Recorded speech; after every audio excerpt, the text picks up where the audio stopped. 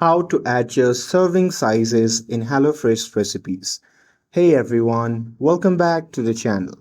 So if you need to change how many servings your HelloFresh meals should make, well here is how to adjust serving sizes using the mobile app.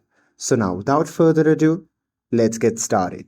So first thing first, open the HelloFresh app on your phone and make sure that you're logged in to your account. And now here, once inside the app, you can just tap on the profile icon or menu and then select meal plan or plan settings. And after that, you simply have to find option to change the number of servings per meal. So there, after selecting, you can simply pick your desired servings and save the changes. And with that, now the servings will be adjusted according to your needs. And that's it.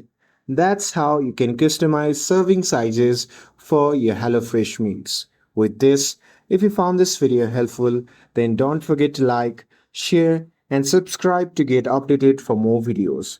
Thanks for watching, and I'll see you in the next video.